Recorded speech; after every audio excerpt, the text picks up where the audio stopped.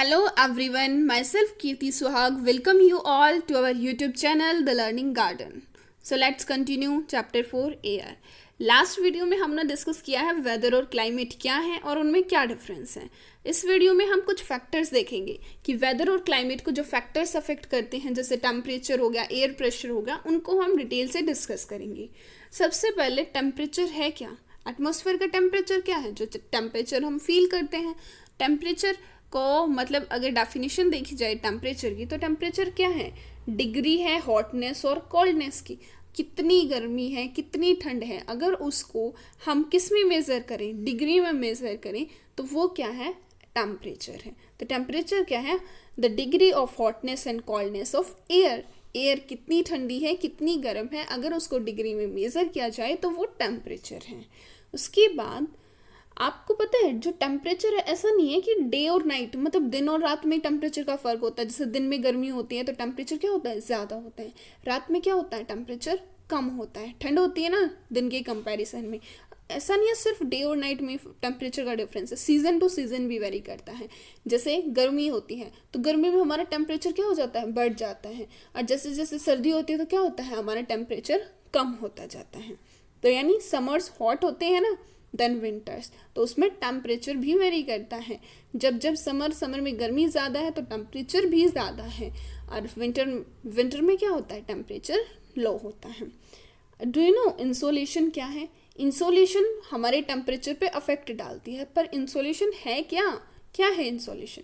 Insolation है जो solar radiation, solar energy हमारी अर्थ जो ले रही है ना, सन से क्या आ रही है, सन से आ रही है सोलर रेडिएशंस। कहाँ आ रही है, हमारी अर्थ पे आ रही हैं। तो जो ये सोलर रेडिएशंस कितनी आ रही हैं, सोलर एनर्जी जितनी अर्थ पे इंटरसेप्ट हो रही है वो क्या है, वो है इंसोलेशन। इंसोलेशन टेम्परेचर पे डायरेक्ट इफेक्ट डालती है। अगर ज़्यादा हीट आएगी तो क्या होगा, टेम्परेचर ज़्यादा होगा, और अगर इंसोलेशन कम आएंगी तो टेम्परेचर क्या होगा, कम होगा। जैसे आप एक एग्जांपल देखिए, जैसे यह हमारा अर्थ है, बीच में क्या है, इक्वेटर पास हो रहे हैं, और यहाँ क्या है, यहाँ है पोल्स हैं। अब इक्वेटर यहाँ डायरेक्ट सनरेज आ रही हैं, अगर डायरेक्ट सनरेज आएंगी इक्वेटर के ऊपर तो क्या होगा, यहाँ इंसोलेशन ज़्यादा होगी और यहाँ टेम्परेचर भी ज़्यादा होगा। और यहाँ स्लांटिंग रेज जाती हैं, सीधी नहीं जाती ना, तो यहाँ इंसोलेशन कम है तो यहाँ टेम्परेचर भी क्या होगा, कम होगा। तो यही रीज़न है कि पोल्स पे क्या होती है, स्नो होती है, क्योंकि वहाँ इंसोलेशन कम पहुँच पाती है, यानी जो सन रेज हैं या जो सन की हीट है, एनर्जी है, वो कम पहुँचती है। तो इसकी वजह से यहाँ क्या होती है, यहाँ आइस होती है। I hope this is clear to you. Next हम जो पढ़ने वाले हैं वो ये है, अगर मान लो बहुत ज़्यादा टेम्परेचर हाई हो जाए तो क्या क्रॉप्स को ग्रो कर पाओगे, नहीं।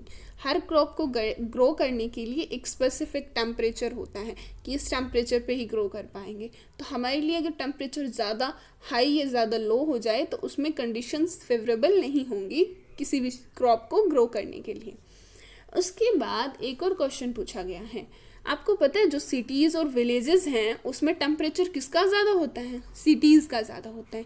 और ऐसा क्यों है क्योंकि एक तो वहाँ क्राउड बहुत बड़ी बिल्डिंग है, बहुत ज़्यादा क्राउड है, ज़्यादा लोग रहते हैं ना सिटीज़ में, उसकी वजह से क्या होता है, जो वार्म एयर है वो वहीं ट्रैप हो जाती है। अगर कोई चीज़ वहीं ट्रैप हो गई तो वहाँ पे क्या होगा, वो बाहर नहीं जा पाएगी, और बाहर नहीं जा पाएगी तो क्या होगा, जो सोलर रेडिएशन हैं वहीं रह जाएंगी ट्रैप होके, तो वहाँ ज़्यादा हीट होगी, और ज़्यादा हीट होगी तो ज़्यादा टेम्परेचर होगा। दूसरा क्या है, वहाँ मेटल्स की बिल्डिंग, कंक्रीट के मतलब वहाँ काम चलता रहता है ना, इंफ्रास्ट्रक्चर बहुत ज़्यादा है, फैक्ट्रीज़ हैं, तो वो भी अफेक्ट करती हैं। और एक रोड्स, वहाँ रोड भी हीटअप हो जाते हैं, दिन में बहुत ज़्यादा हीटअप हो जाते हैं क्योंकि रोड वहाँ चलते ही रहते हैं, किससे के रोड, एसफल्ट की।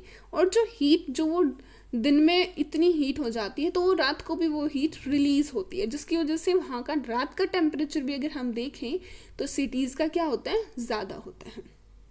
आई hope this is clear to you. और दूसरा जो है, हमारी जो स्टैंडर्ड यूनिट टेम्परेचर को मेज़र करते हैं वो किससे करते हैं, सेल्सियस से करते हैं।